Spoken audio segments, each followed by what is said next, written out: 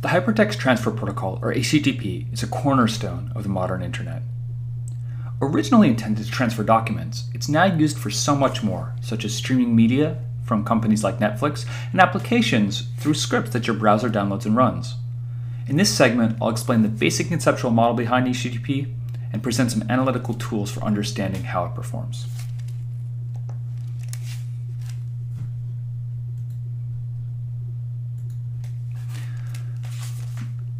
HTTP stands for Hypertext Transfer Protocol. So what's hypertext? Hypertext is a document format that lets you include formatting and content information inside a document. Whenever you download a web page, you're downloading a hypertext document.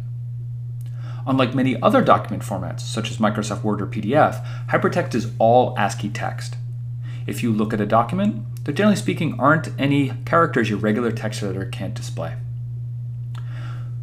So let's take as an example this excerpt from the Wikipedia page on HTTP's history. It has the word history in a larger font, some links shown in blue, an embedded image, and a few other nice bits of formatting such as the line under history that make it easier to read. Under the covers, the document looks like this. This is the hypertext my browser downloaded to display this section. All of the formatting information is inside angle brackets.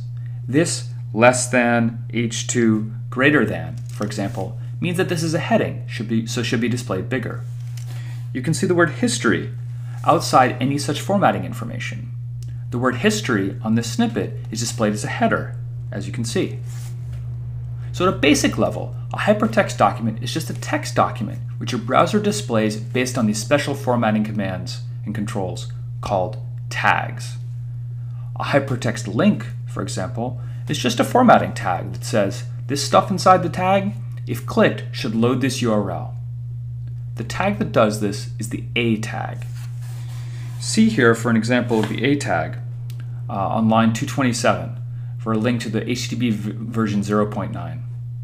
When you click on that link, it takes you to this URL, http www.w3.org pub, etc.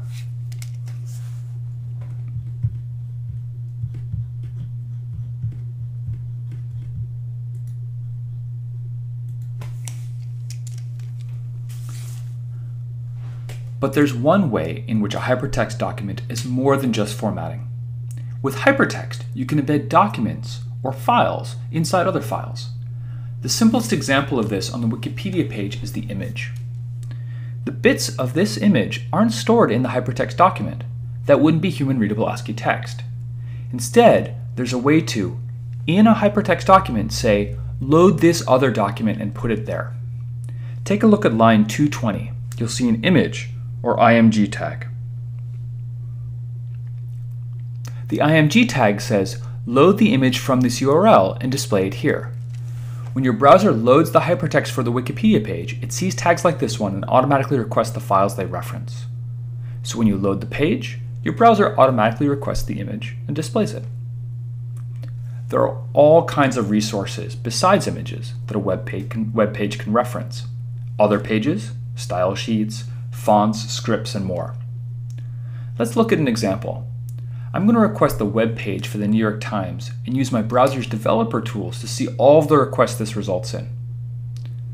As you can see, it requests something on the order of 20 documents ranging from hypertext to images to ads. In HTTP, a client opens a TCP connection to a server and sends commands to it.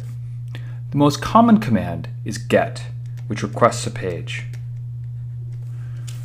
HTTP was designed to be a document-centric way for programs to communicate.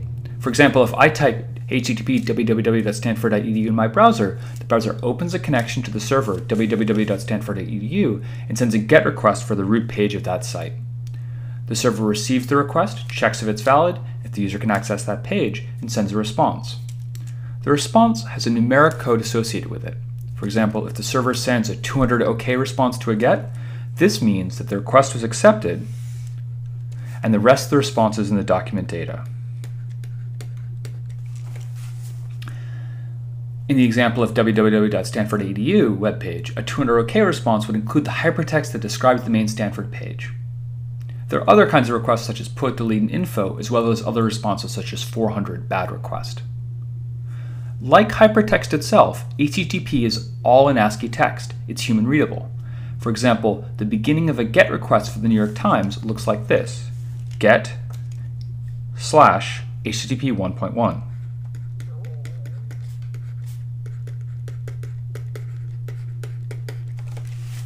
The beginning of a response to a successful request looks like this: HTTP 1.1 200 OK.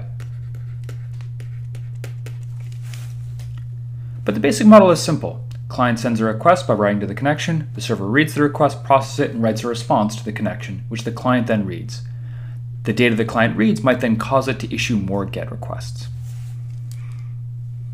This is what an HTTP request looks like. The first line, ASCII text, says the method, such as GET, the URL for the method, and then the version of the HTTP being used. The white boxes represent spaces. So there's a space between method and URL, as well as between URL and version. The left arrow means carriage return, a way to say go to the beginning of the line, and the down arrow means new line, a way to say go to a new line. So, for example, in my prior example of requesting this URL, the method will be get, the URL will be, say, full-duplex-index.html, and the version will most likely be HTTP 1.1. After this first line, the request itself, there's 0 or more headers. There's 1 header per line.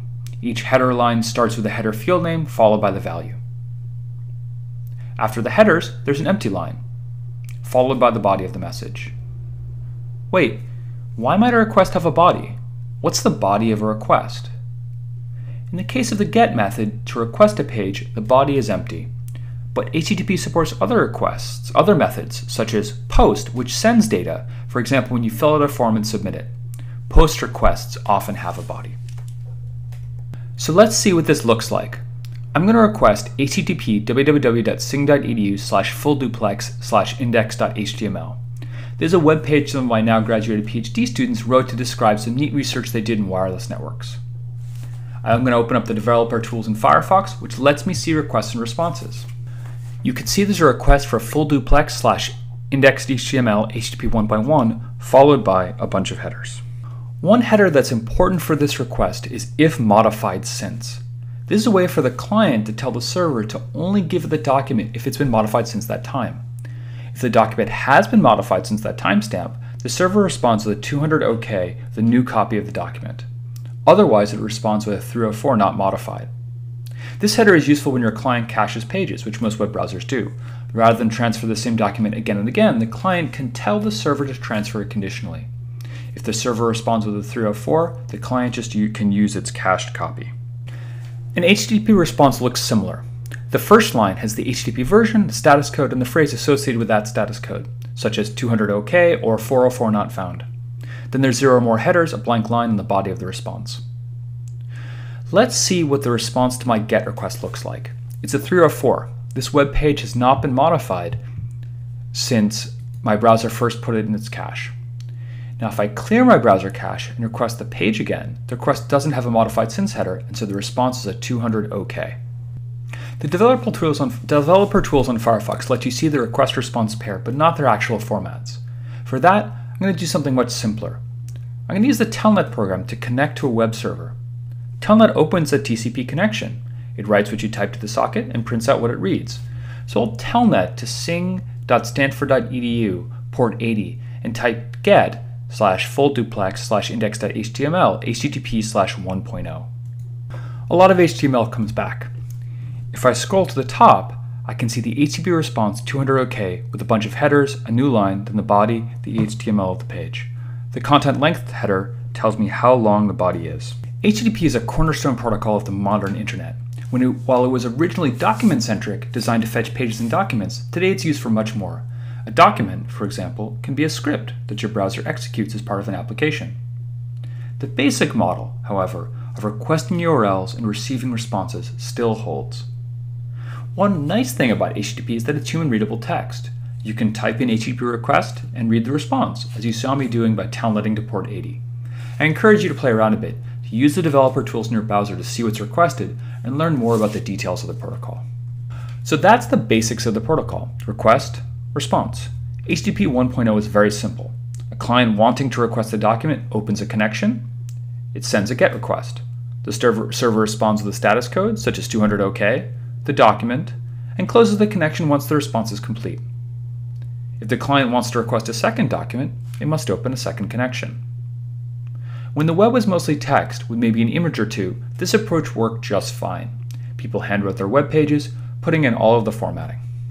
So let's walk through how long this takes. Let's make some simplifying assumptions. The web server can respond immediately, so there's no processing delay. The latency between the client and server is 50 milliseconds. An HTTP request is a full TCP segment. A response is 2 full segments, so the size of a small initial slow start congestion window. That way we're not going to have to worry about window sizes or congestion control. The packetization delay of a full segment is 10 milliseconds. So the total packetization delay of a request is 10 milliseconds and a reply is 20 milliseconds. You can assume that the links are full duplex such that a node can simultaneously receive and transmit on the same link. This means the packetization delay of a request does not affect the packetization delay of a response. Let's finally assume that TCP segments with no data, such as a three-way handshake and ACK packets, have a packetization delay of 0. Finally, we can have up to 2 open connections. So let's consider our first case. You want to load a single page. How long will this take? First, there is the latency of sending a SYN, so 50 milliseconds. There's the latency of the SYN ACK, so another 50 milliseconds. On receiving the SYN ACK, the client can send the ACK of the three-way handshake followed by the request. The request has a packetization delay of 10 milliseconds, so this takes 60 milliseconds. The server then needs to send the response back. The packetization delay of the response is 20 milliseconds, so this step takes 70 milliseconds. So the total delay is 50 milliseconds plus 50 milliseconds plus 60 milliseconds plus 70 milliseconds, or 230 milliseconds. Let's look at a more complex example. There's a page that loads 2 images. We can break this into 2 steps. In the first step, the client requests the page. In the second step, it uses 2 connections to request the images. The first step will take the same length as our single page example.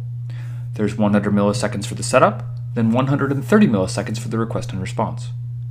The second step is a bit trickier. Remember, while we have separate TCP connections, they are sharing the same link. This means that the packetization delay of one request affects the other. Setting up the 2 connections will take 100 milliseconds. But how long will it take for the 2 request responses to complete?